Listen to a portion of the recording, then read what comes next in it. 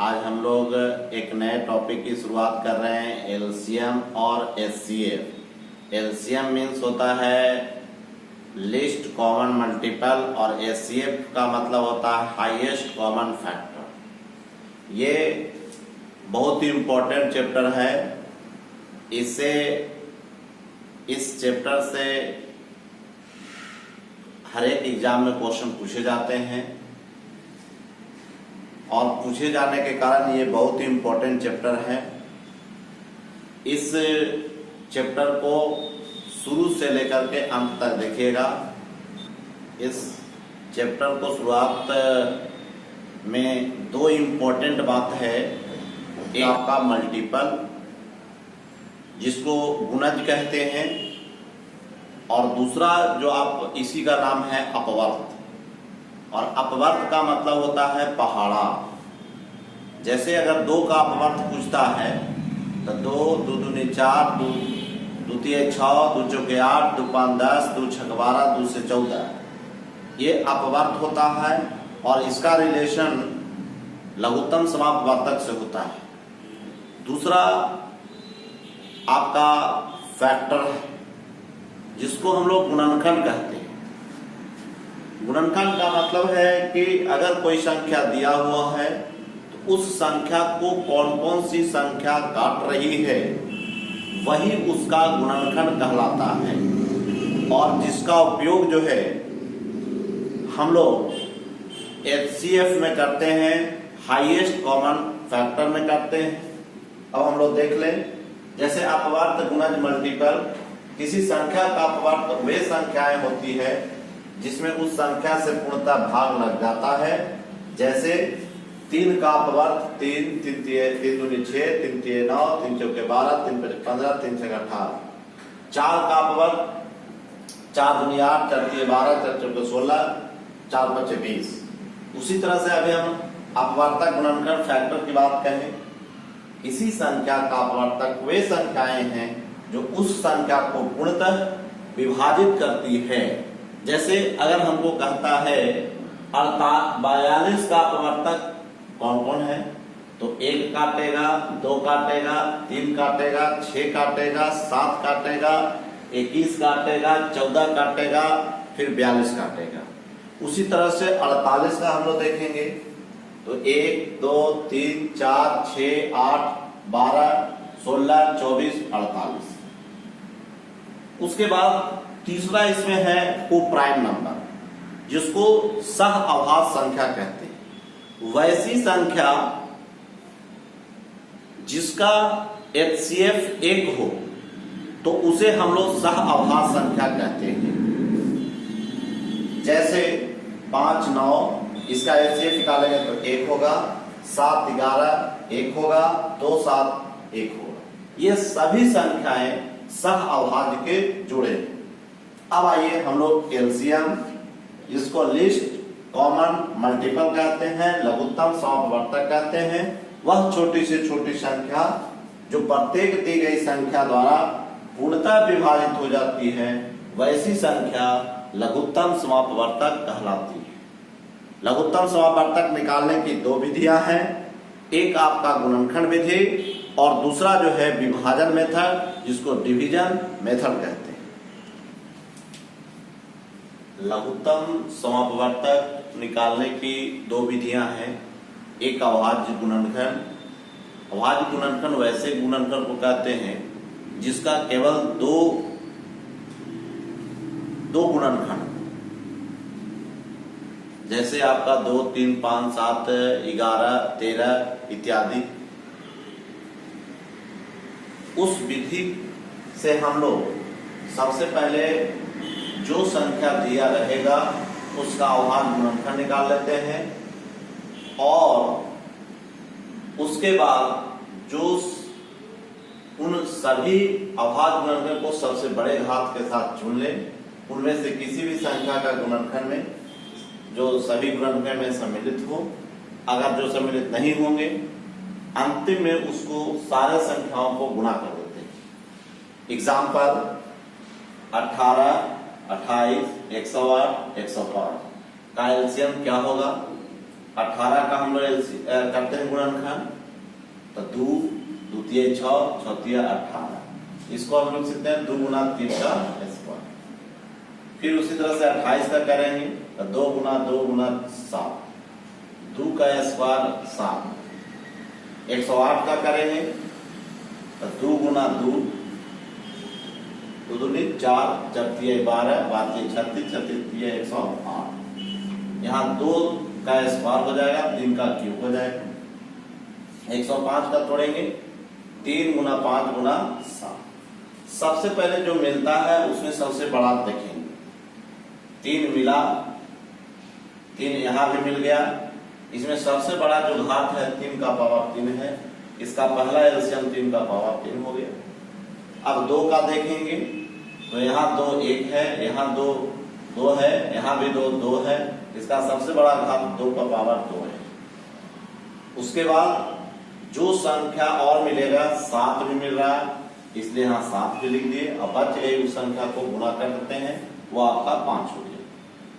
2 दूनी 4, 3 तिया 9 तिया 27 गुना 7 बचे 35, गुणा करते हैं 3780। ये मेथड अभाज्य गुणनखंड विधि कहलाएगी। दूसरी विधि है आपका विभाजन विधि। दी गई संख्या को एक पंक्ति में रखकर अभाज्य संख्या 2, 3, 5, 7, 11 आदि में से सबसे छोटी अभाज्य से भाग देते हैं। जो इन दो संख्याओं में कम से कम 2 संख्या में पूरा पूरा भाग लग जाता है, उससे ही हम लोग इसको भाग करते हैं। जैसे एग्जाम्पल में 36, 60, 84 तथा 90 का एलसीएम क्या है? तो 36, 60, 84, 90, इसको सबसे पहले 2 से कटेगा। हमको नियम है कि सबसे पहले जो सबसे छोटा गुणनखंड रहेगा उसी से लगाए। तो 2 से लगाए 18, 30, 42, 45, फिर 2 से लगाए 9 दूनी 18, 15 दूनी 30, 21 दूनी 42, 45, फिर 3 से लगाए 3 तिया 9, 3 5 15, 3 7 21, 15 तिया 45, फिर 3 से लगाए 1, 5, 7, 5, फिर 5 से लगाए तो यहाँ पर 1, 7, 1 आ गया। अब जो आपका है यहाँ पर गुणनखंड में लिखेंगे।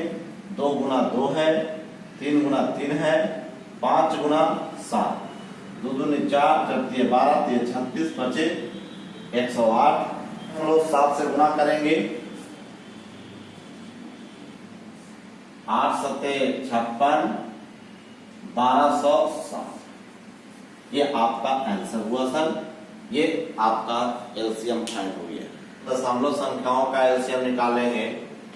इसमें नियम यही है कि दशमलव वाला अंक रहेगा तो सबसे पहले हम लोग जो संख्या रहेगा उसका एलसीएम निकाल लेंगे।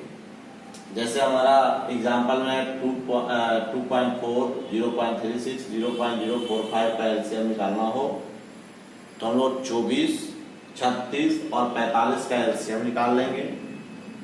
जिसका एलसीएम निकालने के बाद 2 से लगाए 12, 18, 45, फिर 2 से लगाए 6, 9, 45, 3 से लगाए 2, 3, 15, फिर 3 से लगाए 2, 1, 5, एलसीएम आ गया 300। रूल यही है कि जो सबसे न्यूनतम दाहिने अंक के बाद दशमलव रहेगा वहां से हम लोग उसके बाद दशमलव देंगे। सबसे न्यूनतम संख्या यहाँ आपका है 2.4। इसमें 2 अंक के बाद दशमलव है, इसमें 3 अंक के बाद दशमलव है, तो 3 अंक वाला का भी हम प्रयोग नहीं करेंगे। जो सबसे न्यूनतम दाहिने अंक के बाद रहेगा, मतलब संख्या पर डिपेंड करता है। यहाँ पर 2 के बाद एक ही अंक है, 2.4 है, इसलिए 1 अंक के बाद दशमलव जो आएगा संख्या उसमें 1 अंक के बाद दशमलव दे देंगे। 0 के बाद 1 दशमलव दिए तो ये 36 हुआ है। ये आपका दशमलव का नियम है। इनों का एलसीएम फाइंड करने के लिए हम लोग एक रूल है कि अंश वाले का लघुत्तम समापवर्तक निकाला जाता है तथा हर वाले का महत्तम समापवर्तक निकाला जाता है।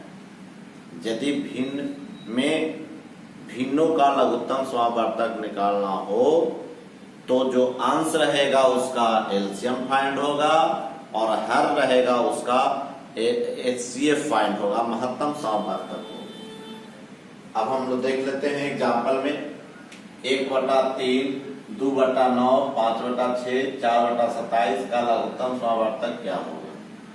तो एलसीएम फाइंड करने के लिए 1, 2, 5, 4 का लघुत्तम समवर्तक निकलेगा, 3, 9, 6, 27 का महत्तम समवर्तक निकलेगा। तो 2 इसका आपका हो जाएगा, 2 और 4 का तो 4 हो जाएगा, 5 पंचों के 20। और इसका महत्तम समवर्तक चूंकि 3 जो है 3 चारों में कॉमन है इसलिए इसका 3 होगा, इसलिए इसका हो गया 20/3।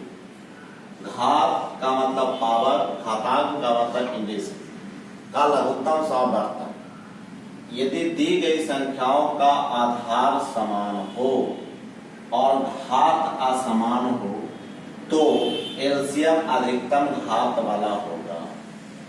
एलसीएम अधिकतम घात वाला, जैसे 3/7, 3/12, 3/17, तीनों का बेस समान है, इसलिए अधिकतम महत्तम घात जो है 17 है, इसलिए इसका आंसर होगा, एलसीएम होगा 3/17। उसी तरह से एग्जाम्पल है 5⁻⁻9, 5⁻7, 5⁻14 का लघुत्तम समवर्तक निकालना होगा। तो इसमें जो माइनस पावर जो होता है वो सबसे कम वाला ज्यादा होता है और अधिकतम वाला कम होता है, इसलिए आपका इसका आंसर 5 चूंकि तीनों का बेस समान है इसलिए 5⁻7 जो है सबसे बड़ा होगा, इसलिए इसका एलसीएम जो है 5⁻7। यदि दी गई संख्या का घात एवं घातांक दोनों असमान तो उनका एलसीएम गुणनखंड विधि से करते हैं। एग्जाम्पल 2⁻3 तथा 3² का लघुत्तम समवर्तक क्या है। तो इसमें कुछ नहीं करना, दोनों संख्या को गुना करना है। 2 का क्यूब गुना 3 का स्क्वायर, 2 का क्यूब 8 होता है, 3 का स्क्वायर 9 होता है, दोनों को गुना करेंगे 72। उसी तरह से एग्जाम्पल है 3⁻², 2⁻5, -3 का लघुत्तम समवर्तक क्या होगा। तो 3⁻², 2⁻5, 4⁻3, ये 1/3 का स्क्वायर, 1/2⁵, 1/4�3, देयरफॉर इसका आपका एलसीएम होगा तो 1 होगा।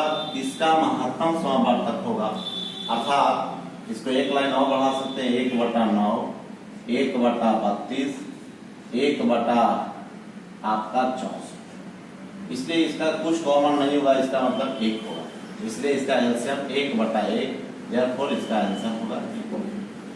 संख्या पर आधारित प्रश्न नोट, सबसे छोटी संख्या निकालना हो जिसमें भाग देने में प्रत्येक स्थिति में समान शेष प्राप्त हो। अगर इस तरह का क्वेश्चन रहेगा, सबसे छोटी संख्या बराबर दिए गए संख्या का एलसीएम प्लस समान शेष, वह सबसे छोटी संख्या कौन सी है जिसमें 4, 5, 6, 7, 8, 12 से भाग देने पर प्रत्येक स्थिति में 2 शेष प्राप्त हो।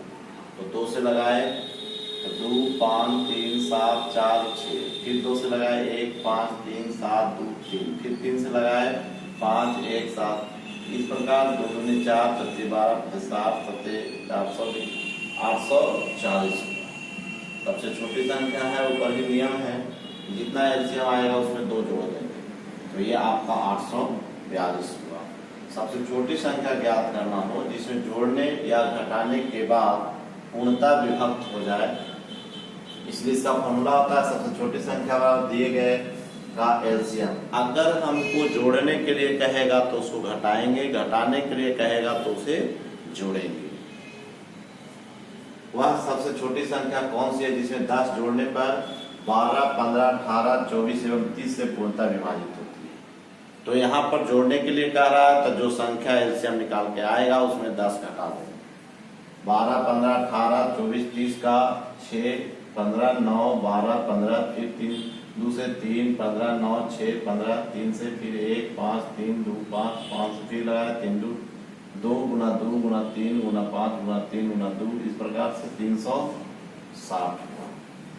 अब हमको निकालना है सबसे छोटी संख्या, तो नियम है सर कि अगर जोड़ने के लिए कहेगा तो घटा देंगे, तो 360 में से 10 घटा देंगे तो 350।